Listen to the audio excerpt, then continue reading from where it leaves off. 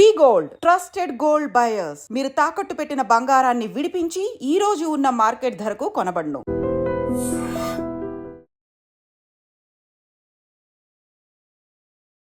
Hi hello నమస్తే, welcome back to iDream media. ఈరోజు మనతో ఉన్నారు సర్టిఫైడ్ ఫైనాన్షియల్ ప్లానర్ అయిన మాధవిరెడ్డి గారు. ముఖ్యంగా మార్కెట్ వీకెండ్ అనాలిసిస్ గురించి మాట్లాడుకుందాం. Hi ma'am. హలో అండి. మ్యామ్, స్టాక్ మార్కెట్ అయితే ఊపిరి పీల్చుకుంది, ఆఫ్ కోర్స్, బట్ ఇంకా కొంతమంది మా పోర్ట్ఫోలియోలు రెడ్లోనే ఉన్నాయని అంటున్నారు. అవును. సో ఒకసారి చూసుకున్నట్లయితే Nifty 23,350, Sensex 76,905, bank Nifty 50,000 change, IT Nifty 36,000 change. So 5.5 months అనుకుంటా కదా. అవునండి, ఆల్మోస్ట్. అవునండి, కంటిన్యూస్ అంటే it's never happened in last ఒక 20 yearsలో కూడా ఎప్పుడు అలా జరగలేదు. కంటిన్యూస్గా 5 months నుంచి నిఫ్టీ నెగిటివ్లో రావడం ఇదే ఫస్ట్ టైం చూసాం మనం. అండ్ ఏమంటారు, ఎలాంటి ఫ్యాక్టర్స్ ఇప్పుడు మార్కెట్ పాజిటివ్లోకి వెళ్ళడానికి దోహదపడుతున్నాయి? అంటే ఇప్పుడు మనకి లాస్ట్ 1 week ఈజ్ అంటే బాగా మనకి అంటే 4.27% వరకు నిఫ్టీ అనేది మనకి పెరిగిందండి 1 weekలో. అంటే మీరు ఎవ్రీ డే చూసుకుంటే పాజిటివ్, అంటే Monday, Tuesday, Wednesday, Thursday, Friday, every day. ఇక ఫ్రైడే అయితే మీరు చూసారు కదా, ఎక్స్ట్రాడినరీ మన మార్కెట్ బాగా పాజిటివ్లో క్లోజ్ అయింది. So entire last week is really a breather, positive mode అయితే మన మార్కెట్ వచ్చేసింది. మనం ముందుగానే అంటే ఇండికేషన్స్ అయితే ఆల్రెడీ మాట్లాడుకున్నాము. లైక్ ఇన్ఫ్లేషన్ బాగా మన ఇండియాలో తగ్గింది, ఆ రిపోర్ట్ వచ్చింది. తర్వాత ఇండస్ట్రీ అవుట్పుట్ కూడా బాగా పెరిగింది, మ్యానుఫ్యాక్చరింగ్ యాక్టివిటీ పెరిగింది, క్రూడ్ ఆయిల్ కొంచెం తగ్గింది. సో ఇలా మనకు కొన్ని పాజిటివ్ ఇంపాక్ట్ వచ్చింది. ఇక దీంతో పాటు మనకి ట్యాక్స్ కలెక్షన్స్ కూడా బాగానే వచ్చాయండి ఈసారి. డైరెక్ట్ ట్యాక్స్ కలెక్షన్స్ కూడా మనకు అక్కడ నుంచి రిపోర్ట్ వచ్చింది. సో 13% గ్రోత్తో డైరెక్ట్ ట్యాక్స్ కలెక్షన్స్ కూడా బాగున్నాయి. సో కంపారిటివ్గా మనం కొంచెం పాజిటివ్ జోన్లోకి వెళ్ళడానికి మన మ్యాక్రో ఎకనామిక్స్ ఒకవైపు పాజిటివ్ అనుకుంటే, ఇంకొకటి ఏంటంటే FIs have turned into positive. చాలా అంటే మంత్స్ నుంచి మనం చెప్పుకుంటూ వస్తున్నాం FIs selling. So finally they have turned into buyers. So వాళ్ళు మార్కెట్లో బాగానే బై చేస్తూ ఉన్నారు, షార్ట్స్ అన్నీ కూడా కవర్ చేస్తూ ఉన్నారు. So some kind of positive mood అయితే ఫైనల్గా మార్కెట్లోకి అయితే వచ్చేసిందండి. బట్ ఇది ఎంతవరకు సస్టైన్ అవుతుంది అనేది biggest question. And second thing ఏంటంటే, మనం అనుకున్నట్టుగా షార్ప్ రికవరీ అయితే కనిపించదండి. అంటే ఏదైతే మనము ఈ 26,277 చూసామో, so it may not be that much faster గా మార్కెట్ తొందరగా రికవర్ అయిపోయి మన అంటే మన స్టాక్స్ కానీ మ్యూచువల్ ఫండ్స్ కానీ అన్నీ పాజిటివ్లోకి రావడానికి కొంచెం టైం అయితే పడుతుందండి. It will take some time. So అంత ఇమీడియట్ షార్ప్ రికవరీ అయితే ఎక్స్పెక్ట్ చేయలేము. But right now market is taking the support at 23,000 దగ్గర మనకి సపోర్ట్ తీసుకుంటుంది. అలానే మనకి రెసిస్టెన్స్ లెవెల్ 23,500 దగ్గర ఉన్నాయి.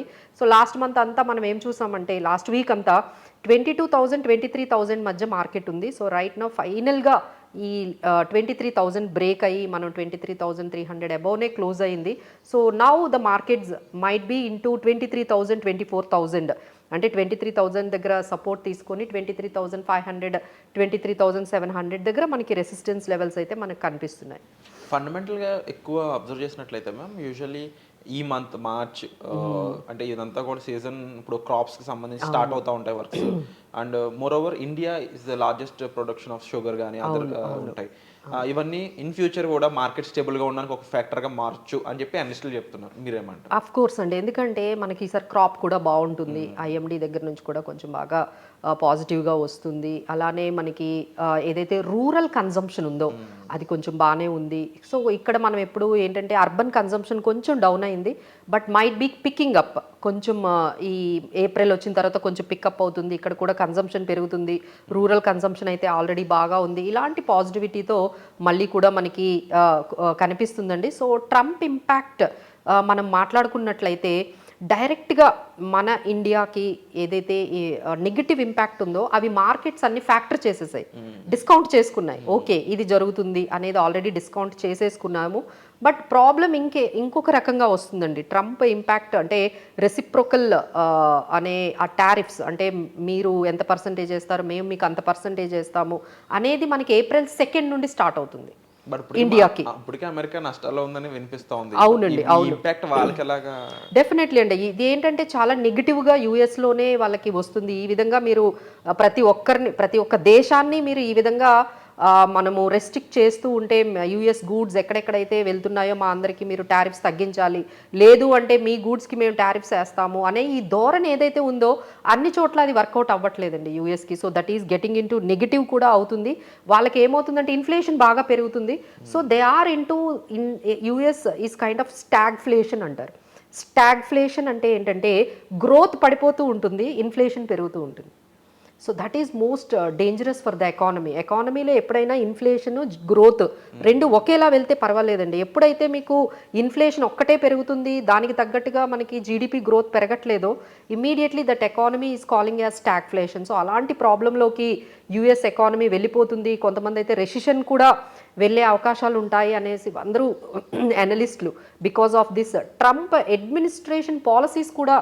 ఒకవైపు ట్రేడ్ వార్ అనేది ఆల్రెడీ స్టార్ట్ చేశారు, ఇంపాక్ట్ అనేది కనిపిస్తుంది. ఇంకోటి ఏంటంటే అడ్మినిస్ట్రేషన్ పాలసీస్ అండి. అంటే నాకైతే ట్రంప్ కన్నా ఎలాన్ మస్క్ వల్ల ఎక్కువగా యూఎస్లో ప్రాబ్లమ్స్ స్టార్ట్ అయ్యాయేమో అనిపిస్తుంది.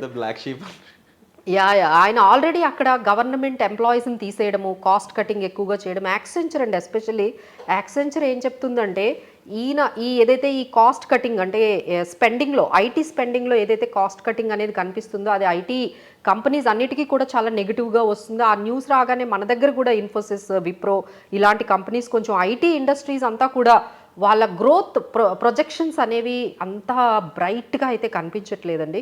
సో ఎస్పెషలీ ఐటీ ఇండస్ట్రీకి సంబంధించి, ఐటీ ఎంప్లాయీస్కి సంబంధించి ఇది కొంచెం నెగిటివ్ న్యూస్. బికాజ్ యూఎస్లో వాళ్ళు కాస్ట్ కటింగ్ అనే పేరుతో ఎంప్లాయీస్ని తీయటం కానీ, లేకపోతే ఈ ప్రాజెక్ట్స్ని కొన్ని కట్ చేసేయడం కంప్లీట్గా ఈ మస్క్ ఎంట్రీ వల్ల జరుగుతూ ఉన్నాయి. సో అక్కడి నుంచి అయితే మనకు కొంచెం ప్రాబ్లమ్స్ అయితే మనము ఫేస్ చేస్తామండి. బట్ ఓవరాల్గా డొమెస్టిక్గా అయితే మనకి ప్రాబ్లం లేదు కానీ, but what ever now the market have to face is the global నుంచి వచ్చే ఆ ఇంపాక్ట్ని మన ఇండియన్ మార్కెట్స్ ఏ విధంగా రెసిలియంట్గా కానీ ఏ విధంగా ఫేస్ చేస్తాయి అనేది ఇప్పటి నుండి వచ్చే ఛాలెంజ్.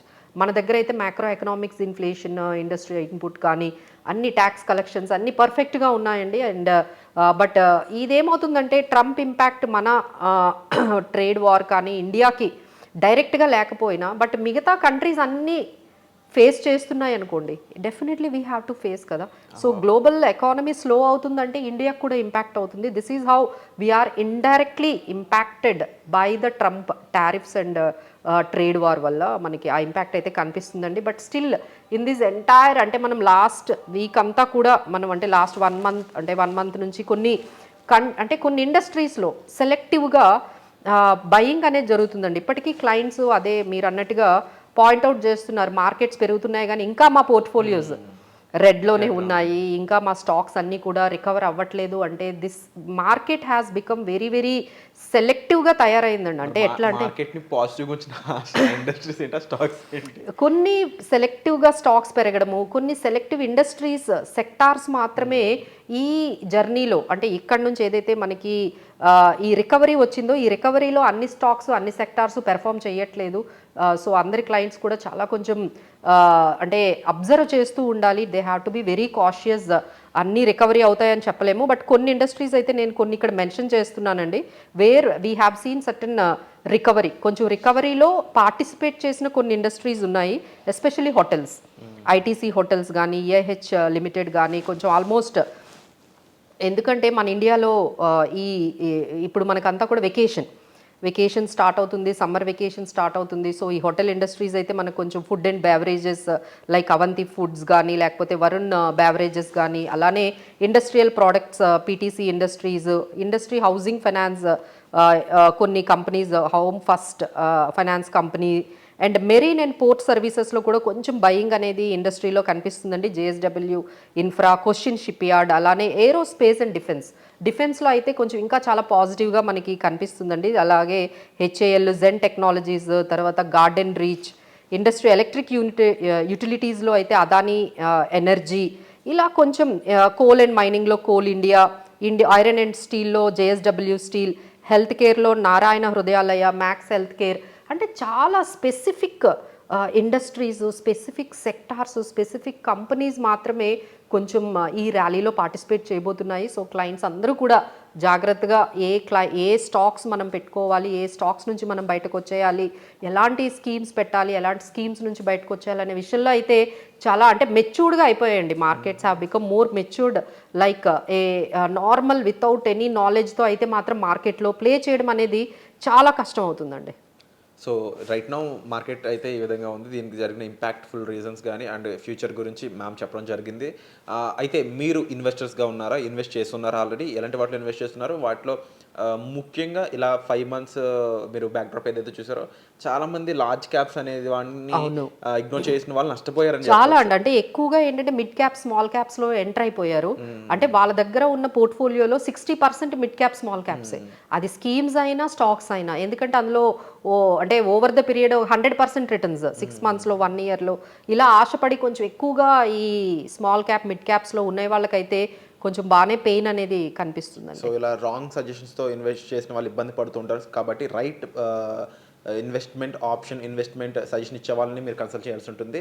ఇదే సర్టిఫైడ్ ఫైనాన్షియల్ ప్లానర్గా మాధవిరెడ్డి గారు రైట్ ఆప్షన్ మీ ముందుకు తీసుకురాబోతున్నారు. కాబట్టి మీరు డిస్ప్లే అవుతున్న నెంబర్స్ కాల్ చేసి డైరెక్ట్గా మీరు మ్యామ్ని సంప్రదించవచ్చు. పర్సనల్ అపాయింట్మెంట్స్ అనేవి ఆల్రెడీ ప్రొవైడింగ్ ఉన్నాయి. సో వచ్చే ఎపిసోడ్లో మళ్ళీ కలుద్దాం. Thank you so much.